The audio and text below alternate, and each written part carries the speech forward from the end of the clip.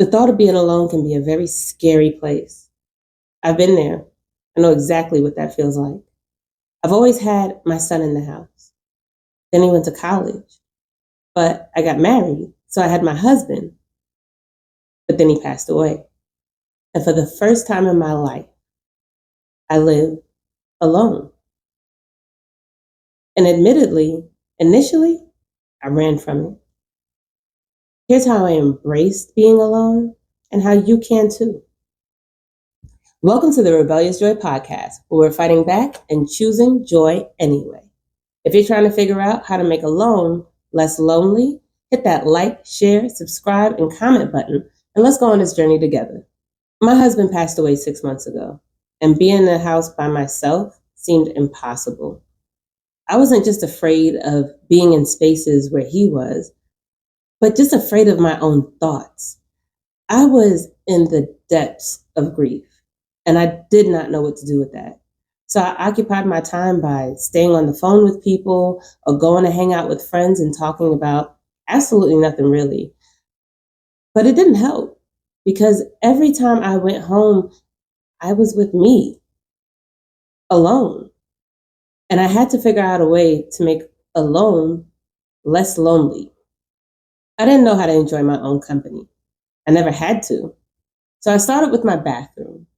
I added some candles, a tray for the bathtub, some little fake plants. I added a eucalyptus plant to the shower.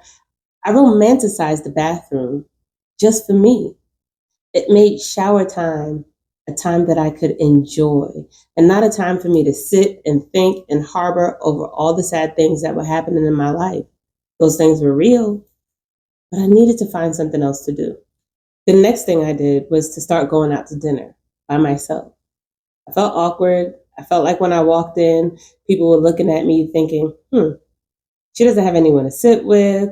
She didn't bring anyone. Look at this lonely girl. They probably weren't even thinking about me. And as I sat there, I scanned the room, I people watched, and I enjoyed watching them laugh with each other, enjoy their food or not. And as I looked more, I saw people that were also eating alone. I wasn't even by myself in being by myself. I took myself a lot of places, and I did get asked, are you here with someone? Are you waiting for someone? No, I'm not. Oh. And I always get that surprised look. Oh. Because as a woman, I guess you're not supposed to go places by yourself. People always feel like you should bring a friend or a man especially. But who said that? Who made that rule? How come I can't go somewhere unless somebody's coming with me? Now, of course, I got to be safe and make sure that I'm watching my back and not going to sketchy places at the wrong time of day or whatever. But why can't I just go? There's no rule against that.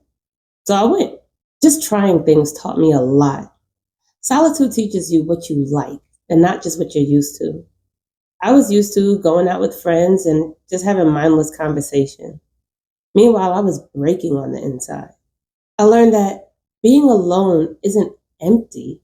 It's spacious. It's freedom. Freedom to choose. Freedom to change your mind. Freedom to do the things that you actually enjoy. And to also decide, no, that's not a thing I enjoy and I won't be doing that again, but let's try something else. It also taught me that being alone is love. There is a fear that if you back away from other people, that they may feel like you rejected them, that maybe they'll no longer talk to you once you do want to come back. But if they just cut you off for taking care of you, did they love you anyway? You may lose people, but you will gain yourself. And you're going to have to be you for every day of your life. So why not enjoy it? If you're struggling with what to do when you're by yourself, start with a joy list. Let that be your first project. Light some candles, turn on some music, get your pen and your pad and write down all the things you've been wanting to do, but you just haven't. Write the small things, the big things, the cheap things, the free things, the expensive things. If you want to just go for a walk and you've been meaning to and you haven't, and you really want to, write it down on the list. You want to go to Dubai and you got the money to do it. Set it up, head to Dubai. But make sure these are things that you actually want to do. Don't put taxes. Don't put dishes. Don't put clean the bathroom. Those are things that need to be done. This is a joy list. Fun, all the time. Now, that's not realistic. You cannot have 100% fun every single day, but this list will be 100% fun. Then, the key to your joy list, add dates. Put the day that you're going to go. And I challenge you to add something that you're going to do today and tomorrow. Get the ball rolling because you're well practiced, like I was, on being sad, being down, not understanding loneliness. Put a date, do something today and tomorrow that is going to bring you joy and bring a smile to your face. Think of yourself as a seed. You're planting yourself in that small, dark place. And before you know it, you'll be pushing through the soil and blooming. And that is what you deserve. You deserve that time to just sit and cultivate and grow and love on you. I had trouble with loving on myself. I didn't even know what that looked like. And at first, I kind of just fumbled through all of it. I just tried things that I thought would be a good idea, and some things I kept, and some things I threw away. It was cool, but I just don't feel like doing that again. This is your time to transform. Being alone is the key to unlocking your life. It is your preparation before your grand re-entry into the world. It's time. Go get your joy. You deserve it. Stay rebellious. And I'll see you next Tuesday.